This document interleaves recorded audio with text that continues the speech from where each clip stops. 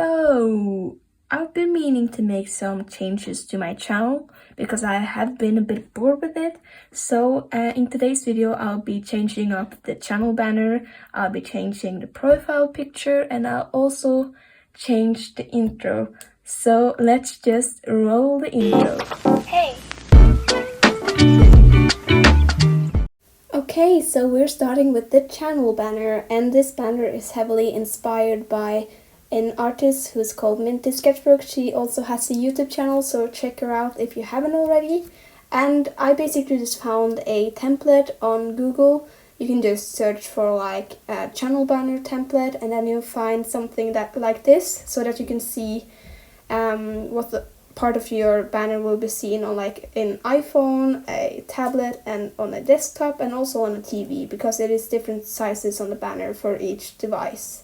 So I just decided to draw something inspired by Minty Sketchbook. She had like these markers and colorful stuff, and I just thought, hey, I want to draw some markers too, and I drew my name, of course, and then I drew some pens, an eraser, stickers, markers, and also a sketchbook, and I'm really happy with the end result. I know that the orange stripe is not perfect, but I kind of like it.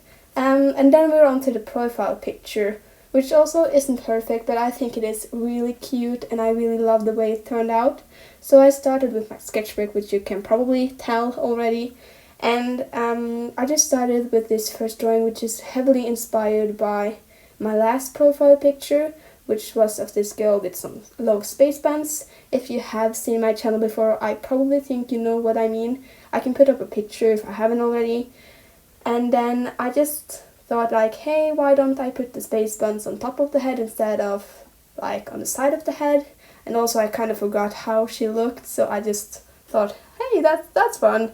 Then I had some stars and stuff and some circles to like space buns, you know, the buns are out in space. I know it's very dumb. But then I drew this other girl because I thought like, hey, why don't I experiment with something else? And I can draw like a couple of characters, and then I'll decide which one I like the best. So I started with this one, and it immediately went really well, I think, and I really liked the way she turned out. I decided to draw her with a bit of bigger eyes than I have been drawing lately. I haven't really figured out my eye size in my style, because I keep changing it up whenever I get bored of my art style, but I think like big eyes are really nice, especially when it's digital art. So yeah, I just drew some braids, like some pigtail braids, I'm not really sure. And then I also drew like this sort of top or dress. I would imagine it to be like a dress. It kind of looks like a dress that I have myself, because I really like puffy sleeves, and then I think the top of the dress looks really nice. I think it's like a sweetheart neckline. I'm not really sure how dresses work, but I think that's what it is, and I really like that type of neckline.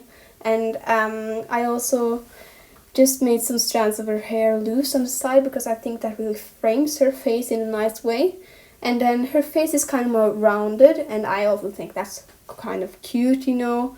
And so I just wrote like a 2 beside of her, and then I started on this one. And I first started with like thinking, okay, maybe the character can be looking straight on, because we have the top one looking to the left, and then we have the bottom one looking to the right, so why don't I have one looking straight on? But then I thought like, hey, I really enjoy my current character or profile picture, and she looks like at my name. If you go to like my channel and you see like the profile picture, you'll see that she is looking at Christina Tegner, like the title, and I think that's really cool and just brings more focus to like my name and stuff. So I decided that that was kind of like the good way to go.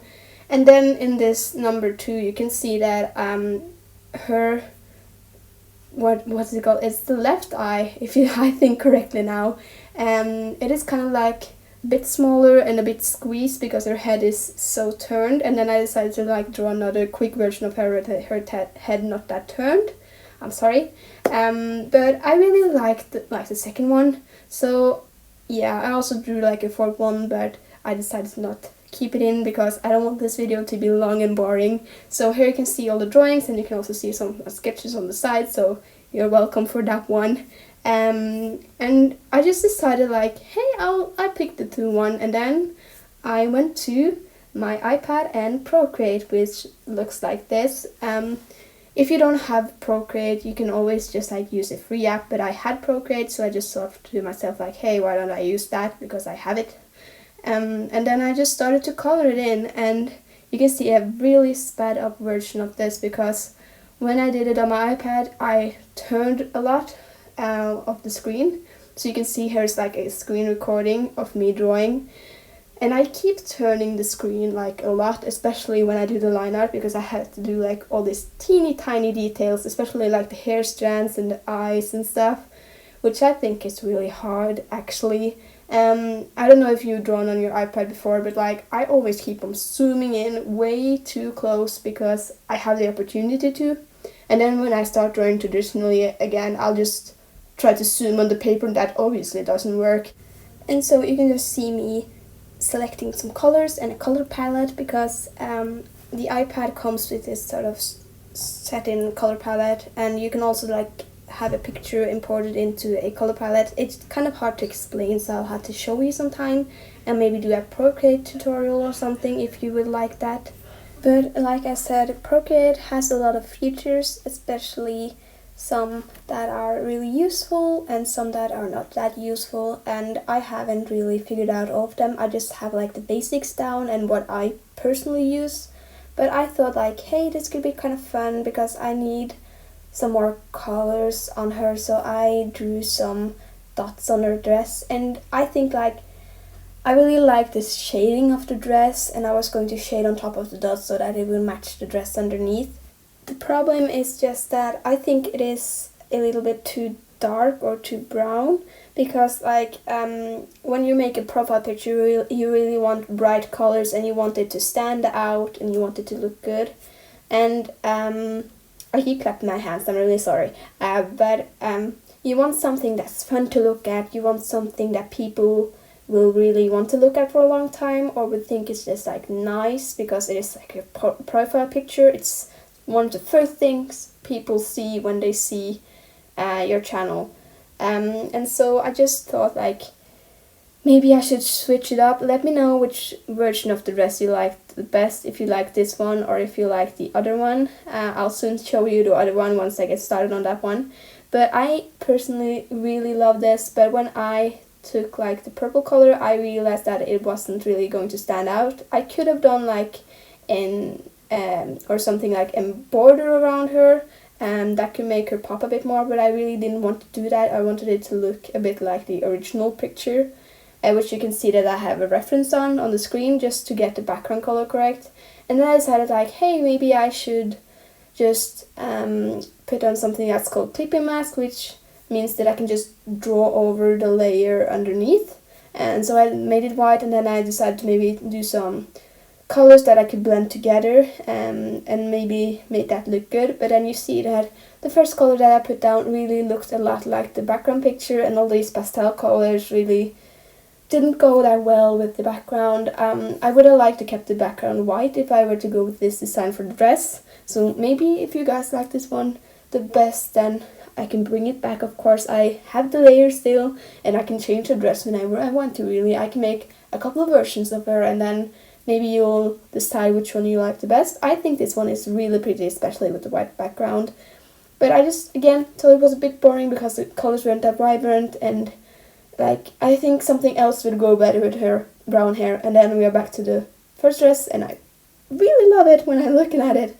But I decided to go in and color it white again. And then I did the same thing with the clipping mask, so the layers underneath are still safe, don't worry, I didn't remove it or anything. I can just turn off one of the layers when I want to, and then the old dress is back.